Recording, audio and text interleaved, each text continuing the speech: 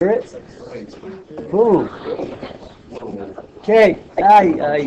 Come on, get out of there. I rescheduled the fun sheet to a more ideal time. I wish there is some more ideal time after you need the practice. All right. So I'm going to make this quick. Hopefully, get to test corrections, and that'll be good. All right. So. Integration applications part 1,000,000. Sounds like this. Classes before calculus, you could do basic rate times time problems. For example, pre-algebra. If you said Joe does a problem every 3 minutes, how many problems completed in 30 minutes? You could treat it like a rate problem. One problem per 3 minutes times 30 minutes. He would get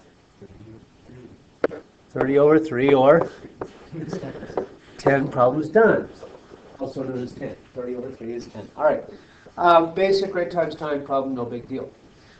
In physics, you often do stuff like rate sort of times time, or products, formulas that are rates.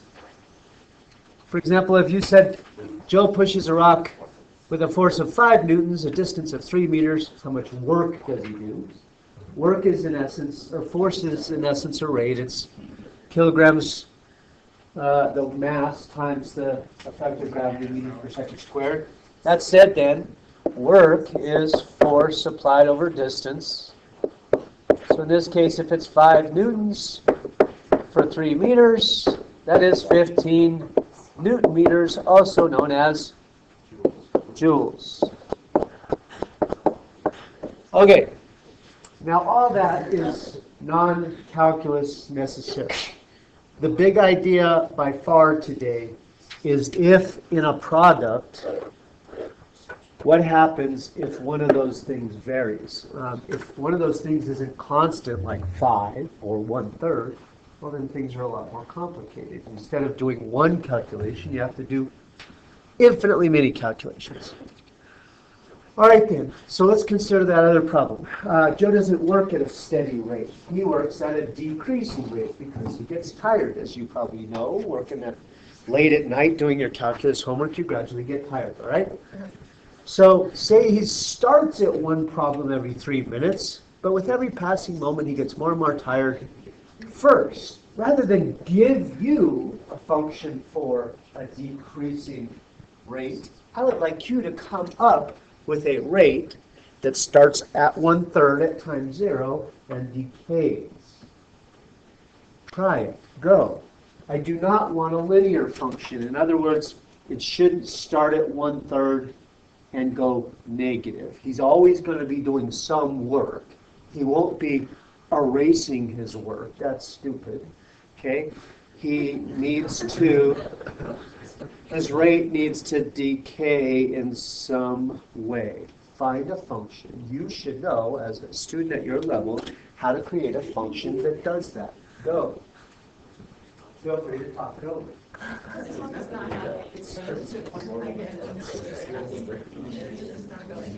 If these algebra 2 students can answer that question.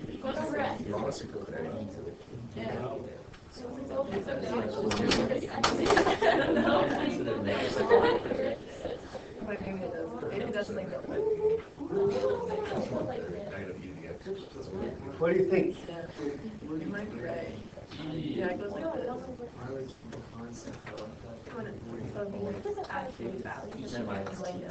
What do you think?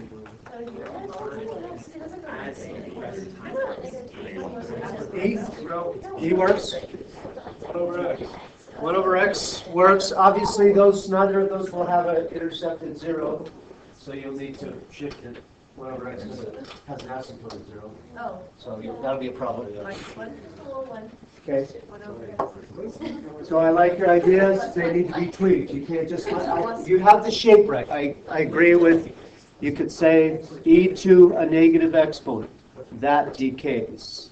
Unfortunately, it has a y-intercept of 1.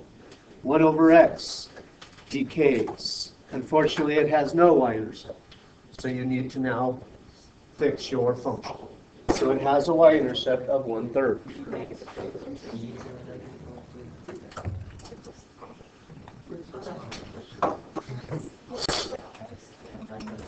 Okay, so give me a model.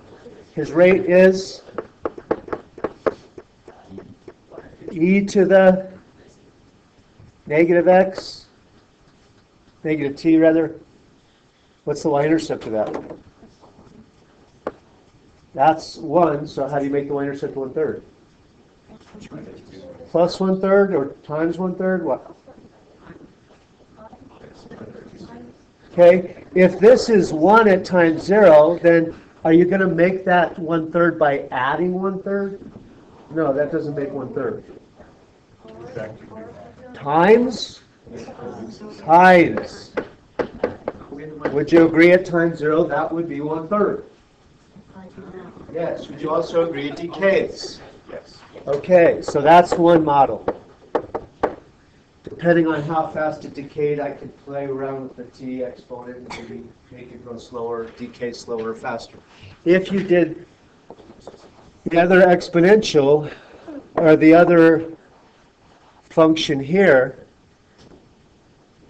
let's go with this. Y equals 1 over x.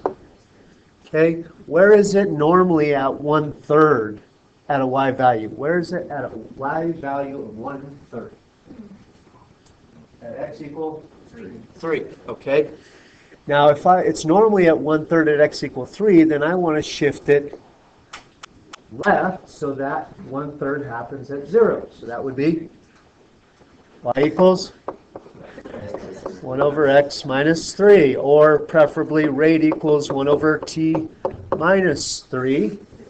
Is that right? Or is it plus 3? Plus 3. We always check our model at time 0. What's the rate?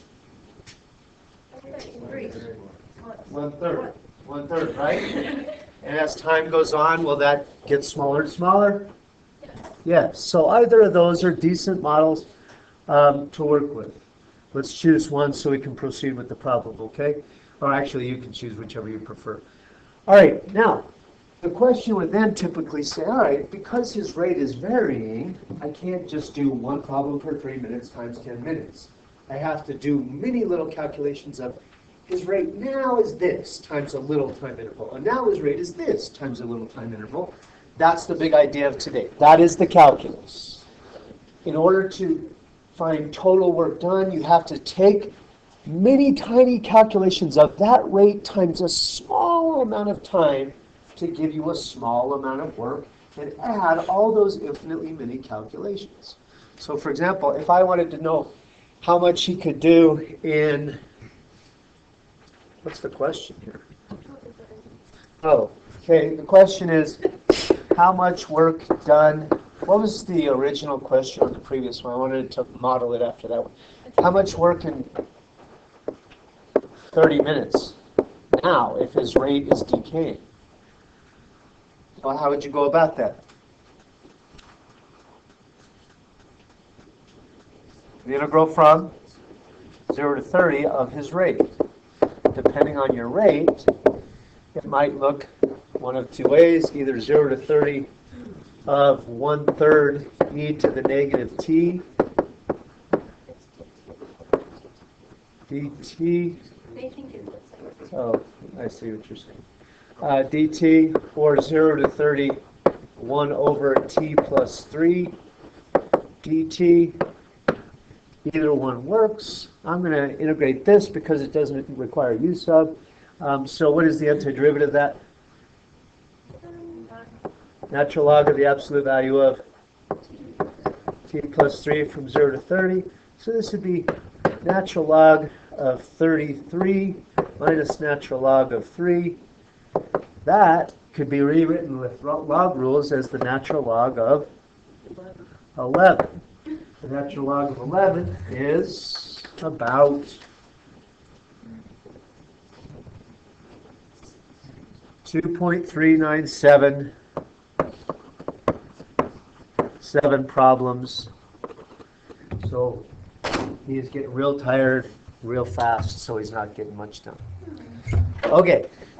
Now, this is a little bit new. This is something that is nowhere in the book. I'm trying to figure out where to put it in. This is a good place to introduce, all right?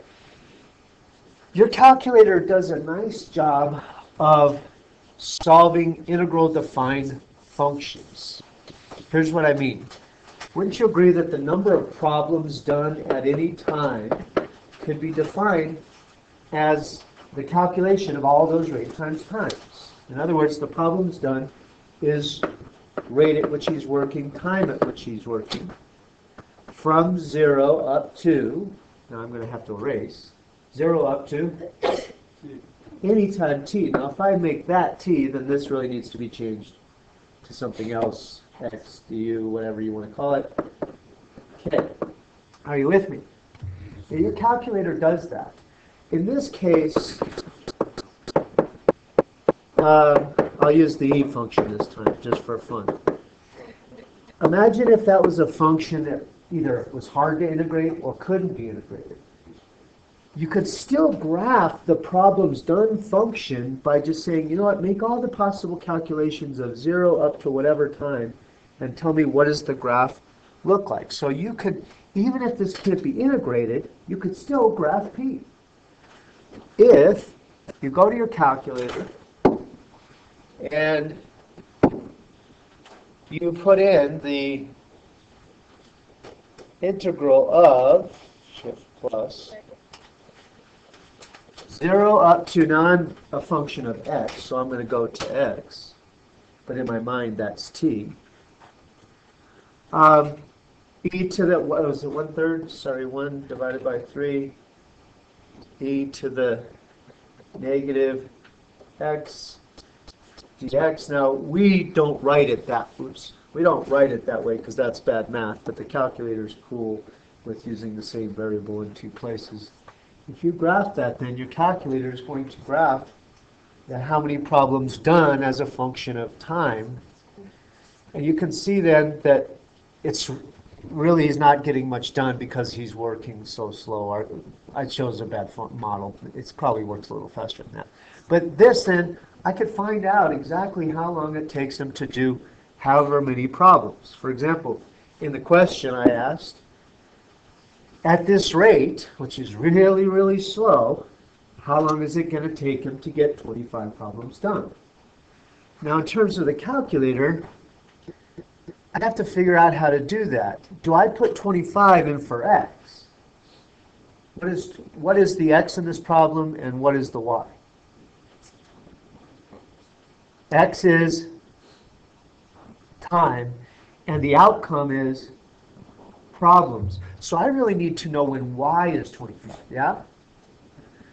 The calculator doesn't really do values of y, it does values of x. So to solve such a question, I would probably have to create a new graph of finding 25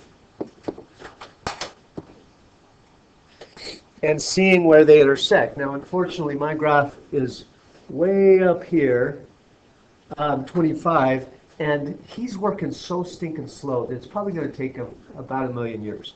So maybe we should play with our model a little. He doesn't work that slow. So can we tweak our model a little so he doesn't work as slow? What should I do to my model, my rate, so it doesn't decay so fast? Right now, e to the negative x gets small super duper fast. You with me? Because it's exponential. I don't want his rate to tail off that fast. So what can I do in my model to make his rate tail off a little slower? Do I want to play with the x increasing it or decreasing it? Decreasing it. So what's one way to do that? Maybe put in a coefficient, for example. More than 1 or less than 1? Less. Less. You want to make it smaller. So you want to, remember, it's dividing by e, and we don't want to divide by as much e. We want to divide by less e. So let's maybe insert 0.1 or a 0.01, something like that. Let's see how that goes. Whoa, baby. No, that's actually probably not too bad. All right, now let's zoom out a little.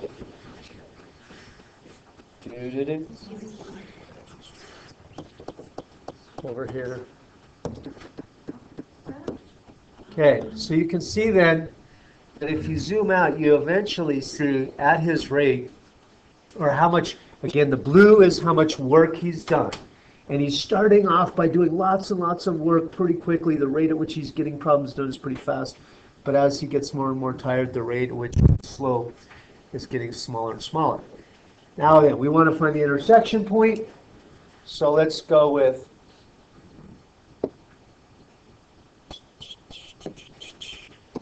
intersection between the two. Oh, shucks. Oh, shucks. Oh, jeez. And that is, boom. Interpret that answer, please. What does that mean? Yeah, that's the time. Takes them 138 minutes, over 2 hours, to do that. We changed our model to 0.01 t. And when we do that, what was it again? 158, 130, 138-ish minutes to finish. Okay. Yeah, that's a long time, but he's real tired. Have you ever taken 2 hours to do a problem set? Ooh, ouch. Okay. I didn't want to get lost in the modeling part to that. I just wanted you to see the calculator and how it can graph a function that has an integral. It does that just fine. Back to the big idea. Okay, when you have a product of two things and one of them varies, you can use an integral to do that. Say you're pushing a snowball through the snow. As opposed to if I just push this, whatever, this box across an even floor, the amount of force it would take wouldn't change as I pushed. It stays the same mass. It wouldn't vary, and that would be an algebra-based physics problem. But in cases where it requires more force as the distance changes, well, that becomes a calculus problem. So if, for example, you're moving a snowball, the amount of force you take to push it varies as the snowball gets bigger. So if we talked about the force to push this being 2x newtons, then how much work is required to move it 7 meters is the question. Now, work is normally force applied over distance, yeah? But in this case, the force is constantly changing. So I'm going to really say just for this little much distance, the force was that much times a centimeter. And then the minute I change, this is a new amount of force, so I need to make a new amount of calculation. Again, that's why integrals. The force is 2x, and the infinitesimally small change now is dx. And from where to where? 0 to 7. So that's x squared from 0 to 7, or 49. Now this was newtons, this is meters, so the work then is joules. Okay? In problems where the force varies, you have to use a definite integral. A constant, or a pretty common problem is a spring. Obviously, the further out from the resting position you have to stretch a spring, the harder the work gets, or the more force you have to apply. Do you guys do this in physics? Okay. All right. So then each spring has its own kind of constant. Yeah. So a spring has a spring constant. You know, I have, for example, a garage spring. If you've ever taken a garage spring off, they're freaking heavy, and they have some super. It takes a lot of force to stretch it past even just a foot. It's mother. But anyway, the spring constant for my garage door is 7, which of course is made up. I have no idea what my spring constant is. But how much work is required to stretch the spring from resting position to 1 meter or longer? Now, because the force gradually varies, instead of just work equals force over distance, it's a varying force, so I will have to integrate. In this case, the force is going to depend on the spring constant, which is problem specific to the spring, and how far you've moved the spring. So the force is, in this case, 7x dx, and we're moving it from resting position, or 0, to 1 meter longer, 1. The calculus is super duper easy. 7 halves x squared, 0 to 1, is 7 halves joules. Okay? Okay. Now then, that's all cool. This is, I'm not a super sciencey person. This is more interesting to me. So you can use this in a million different ways, but one way, this I could have made this applications interval sheet 8 pages long, honestly. I mean, there's so many examples I can't even count. One example that I thought was interesting was population density.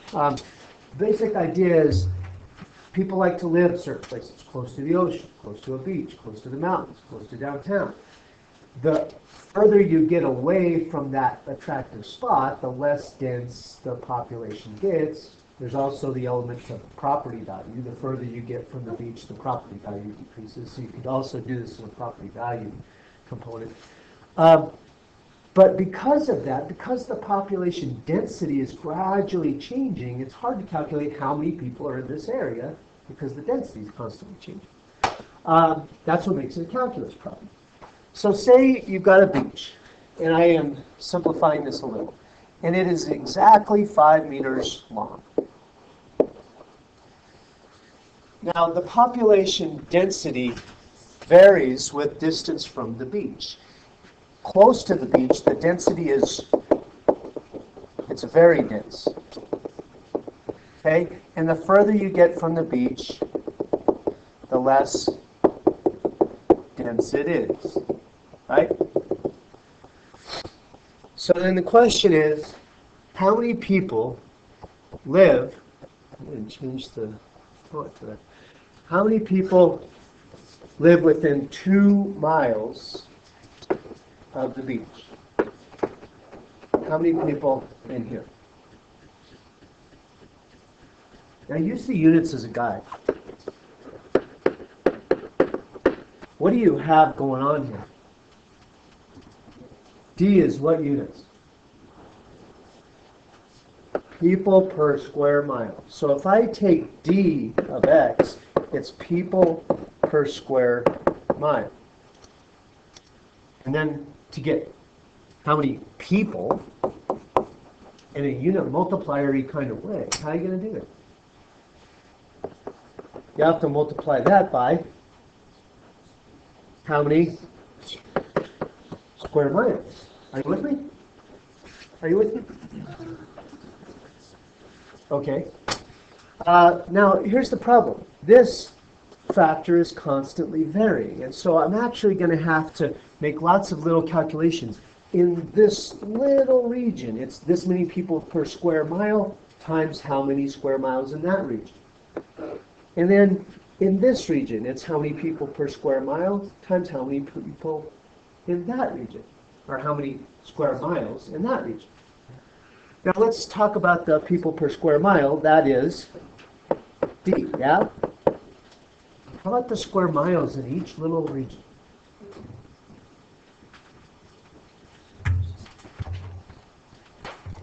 Area in each small region.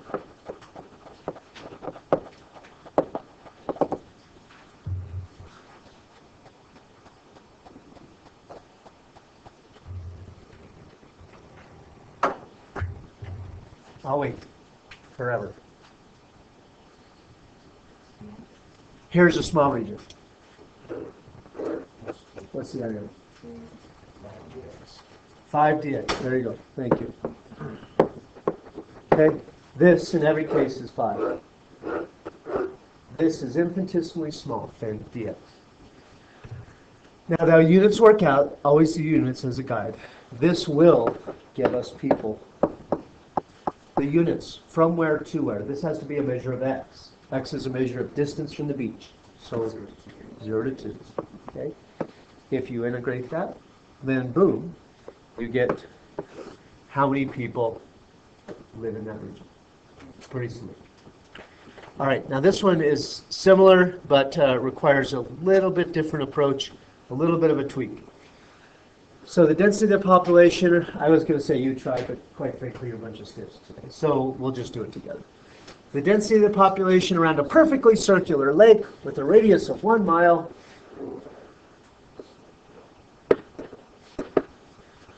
is modeled by that density function. Okay? It seems like the further you get away from the center, the less and less dense it would be, which makes sense. Okay? How many people live within 2 miles of the edge of the lake? So again, use the units as a guide. To get people, you'll have to take what kind of things into consideration? dx. The units for which are people per square mile. Now we're talking Cole. That's the spirit. Okay, now in the previous one we did then how many square miles, yeah? That's the hard part. This one is there's a little bit of a misleading point. How are you going to find how many square miles in each little region? Yeah, it feels like you should do pi r squared, or maybe pi big R squared minus pi little r squared. And I totally agree. I feel the same way when I did this problem. That's got to be it, but that's not it. Okay. Now the thing is this. These are so thin. Now I'm showing rings, but those gaps are going to get smaller and smaller and smaller. So small, in fact, that each ring would really just be another line, just a little bit long. So you should instead say, what's the area of one line?